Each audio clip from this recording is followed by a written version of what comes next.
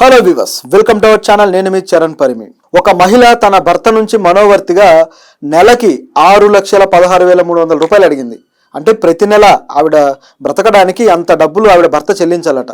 So అంటే ఆవిడ డైవోర్స్కి apply చేసుకున్నాక ఆ డైవోర్స్ వచ్చే క్రమంలో ఈ విధంగా ఆవిడ డిమాండ్ పెట్టింది, మనోవర్తి కింద నాకు ఇంత అమౌంట్ ప్రతి నెల కావాలి అని.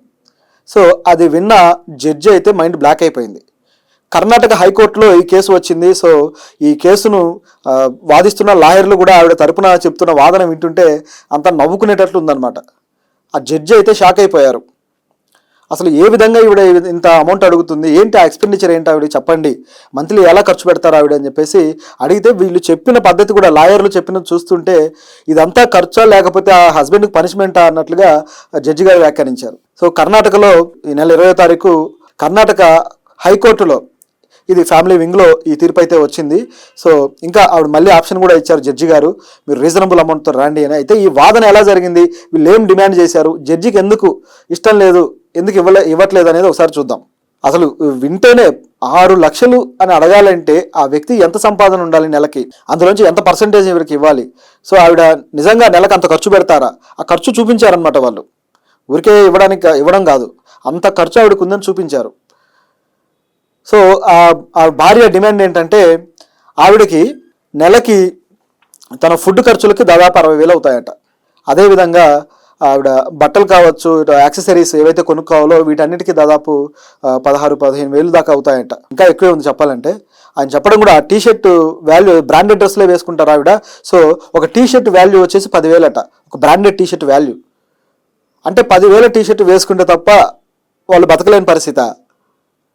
సో ఇలాంటివన్నీ తెచ్చి ఆ భర్త మీద మీరు రుద్దుతున్నారు. సో ఆయనకి ఇది పనిష్మెంట్ లాగా ఉంది, ఇది బార్గెనింగ్ చేస్తున్నారా, మీరు ఇంత డబ్బులు అడుగుతున్నారని చెప్పేసి జడ్జి గారు రివర్స్ కౌంటర్ ఇచ్చారు. ఆ జడ్జి కూడా ఆవిడ పేరు లలితా కన్నెగంటి, ఆవిడ తెలుగు ఆవిడే, బట్ కర్ణాటకలో జడ్జిగా ఉన్నారు. సో ఇది పరిస్థితి.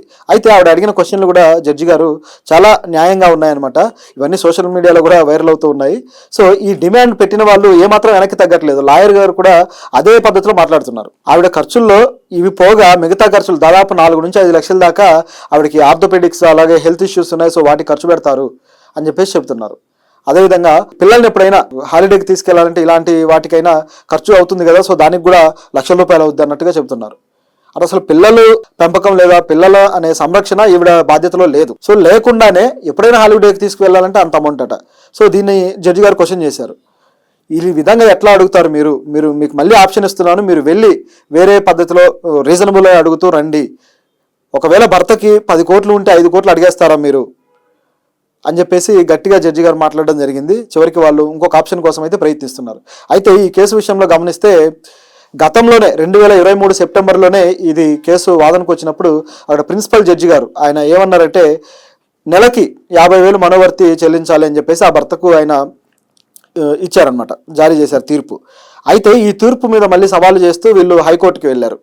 లేదు, ఆ అమౌంట్ పెంచాలి అని చెప్పేసి ఏకంగా 6,16,300 రూపాయలు అడిగారు. పెంచడం అంటే ఏదో 10%, 20% కాదు.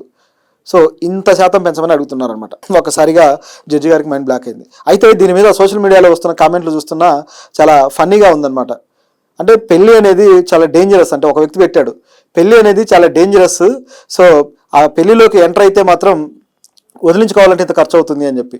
మరో వ్యక్తి అయితే ఆవిడ పెళ్లి చేసుకున్నప్పుడు సిల్వర్ మెడల్ కొట్టింది, డైవోర్స్ తీసుకున్నప్పుడు గోల్డెన్ మెడల్ కొడుతుంది అని చెప్పేసి సెటైర్ వేశారు.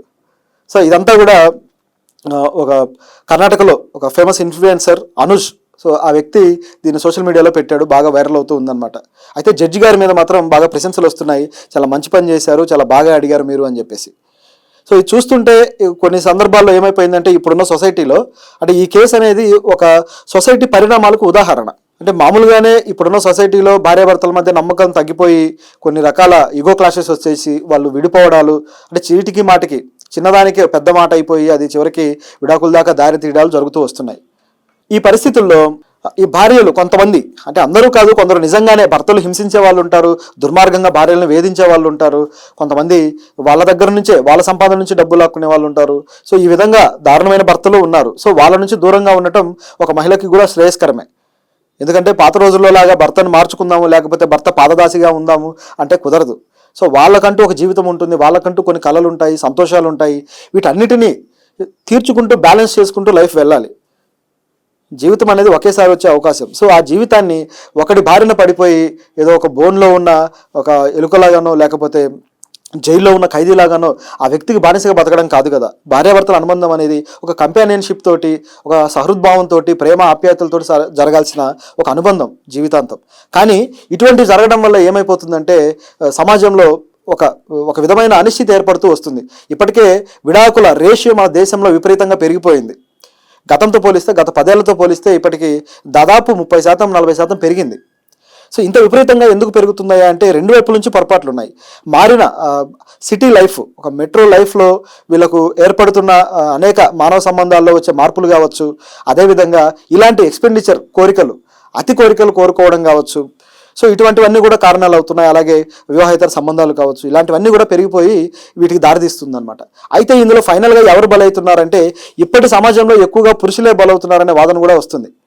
అంటే ఇక్కడ మళ్ళీ ఫెమినిస్టిక్ యాంగిల్ అనేది తేవాల్సిన పని లేదు. ఎందుకంటే మహిళలు ఒకవైపు అన్యాయానికి జరుగుతూనే ఉంటుంది. ఎందుకంటే మహిళలు ఎక్కడ అన్యాయానికి గురైనా అక్కడ ఒక పురుషుడైతే ఉంటాడు. మహిళలకు జరిగే అన్యాయాల్లో అది ఎలాగూ జరుగుతూనే ఉంటుంది సమాజంలో. అయితే ఇప్పుడు కొంత మార్పు అనేది చోటు చేసుకుని ఏమైపోయిందంటే ఇట్లా పెళ్లి చేసుకుని విడాకులకి డిమాండ్ చేసి తర్వాత వాళ్ళ ఆస్తులు కొట్టేయడం, ఇలాంటి ప్రాసెస్ కూడా ఇప్పుడున్న సొసైటీలో ఒక బిజినెస్ లాగా మారింది అని చెప్పేసి కొన్ని రకాల సర్వేలు చెప్తున్నాయి. దీన్ని గోల్డ్ డిగ్గింగ్ అంటారు అనమాట. అంటే బాగా డబ్బున్న వాడిని పట్టి వాడి దగ్గర డబ్బులు వసూలు చేయడం అనేది. అంటే కొంతమంది కాస్త ఈ క్రిమినల్ నేచరు లేకపోతే ఏదో విధంగా ఒక పరాన్నజీవిలాగా ఆధారపడి బతకడానికి ఇలాంటి టెక్నిక్స్ వాడే వాళ్ళు కూడా సొసైటీలో పెరిగిపోయారు. సో ముఖ్యంగా ఈ కొన్ని రకాల ఈ మధ్యకాలంలో చూసిన కొన్ని ఫేమస్ విడాకుల కేసులు చూస్తే మనకు అనిపిస్తుంది. ముఖ్యంగా మన Hardik Pandya, team India cricketer, star cricketer, allrounder. So అతను తన భార్య నటాషా తోటి మేము ఇట్లా డైవోర్స్ తీసుకుంటున్నామని చెప్పేసి డైరెక్ట్గా ప్రకటించిన తర్వాత ఇదే రూమర్ వచ్చిందనమాట. నటాషా ఒక గోల్డ్ డిగ్గర్, ఆవిడ ఆయన నుంచి మనోవర్తిగా దాదాపు ఆయన నుంచి 75% ఆస్తిని కొట్టేస్తుంది అని చెప్పి. అయితే ఆయన కూడా హార్దిక్ పాండ్యా కూడా ఒక విషయాన్ని అయితే వెల్లడించాడు. లేదు, నా ఆస్తులన్నీ కూడా మా అమ్మ పేరు మీద ఉన్నాయి కాబట్టి నా పేరు మీద లేవు, నేను ఇవ్వడానికి ఏముంటుంది అని. సో అదంతా ఒక టాక్టికల్గా ప్లే చేశాడు, ఆయన పేరు మీద ఆస్తులు పెట్టుకోకుండా అనే వాదన కూడా వచ్చింది. సో ఇలా అన్నీ జరిగాయి. కానీ మళ్ళీ ఆవిడ అటువంటి చర్య ఏమీ చేయలేదు. అంటే ఆయన ఆస్తులన్నీ కొట్టేసే ప్లాన్ ఏమీ చేయలేదు. వాళ్ళ మధ్య మనస్పర్ధలు వచ్చాయి కాబట్టి పరస్పర అండర్స్టాండింగ్ తోటి విడిపోతున్నారు అనేది తర్వాత నుంచి వాళ్ళిద్దరు కూడా సోషల్ మీడియాలో పెట్టడం జరిగింది. అందరూ చూశారు. తర్వాత ఆవిడని ఎవరైతే గోల్డ్ డిగ్గర్ అని విమర్శించారో వాళ్ళందరూ ఆవిడకి సారీ కూడా చెప్పారు. సో ఈ విధంగా జరిగిందనమాట. అందుకే ఇప్పుడు గతంలో అయితే అంటే భార్యలను భర్తలు హింసిస్తుంటారు కాబట్టి ఈ గృహహింసకు సంబంధించిన చట్టాలు వచ్చాయి. అదేవిధంగా భర్తల నుంచి భార్యలను కాపాడడానికి ఐద్వాలు, అలాగే మహిళలకి అండగా నిలబడే అనేక ఎన్జిఓస్ వచ్చాయి. ఇప్పుడు పరిస్థితి ఏమైపోయిందంటే భార్య బాధితుల సంఘాలు కూడా వచ్చేసాయి.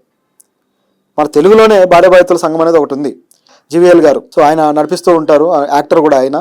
అయితే అంటే ఎందుకు ఇలాంటివి రావాల్సి వచ్చాయి అంటే సమాజంలో ఇలాంటి అంటే ఎవరైతే మానవ సంబంధాలు, భార్యాభర్తల మధ్య ఉండే అనుబంధాల మధ్య ఇలాంటి చీలికలు, ఇలాంటి అపోహలతో కూడిన డిస్టర్బెన్సెస్ క్రియేట్ అవ్వడం స్టార్ట్ అయిందో అప్పటి నుంచి కూడా ఇలాంటి కొత్త రకం సంఘాలు అలాగే వాళ్ళ హక్కులు కాపాడుకోవడానికి తయారయ్యాయి అనమాట. అంటే వీటిని కూడా మనం హర్షించాలి. ఎందుకంటే అన్ని చోట్ల కూడా ఉమెన్ మాత్రమే విక్టిమ్గా ఉండరు, పురుషులు కూడా విక్టిమ్గా ఉంటారని ఇంకొక యాంగిల్ని చూపించే ప్రయత్నం ఇది. సో దీనికి ఇది ఒక ఉదాహరణ ఈ కేసు అనేది. సో ఈ జడ్జి గారి తీర్పు బాగుంది. సో ఫైనల్ తీర్పు ఏమొస్తుంది, ఇవిడ ఎంత డిమాండ్ చేస్తుంది అని అందరికీ ఆసక్తి అయితే వచ్చింది.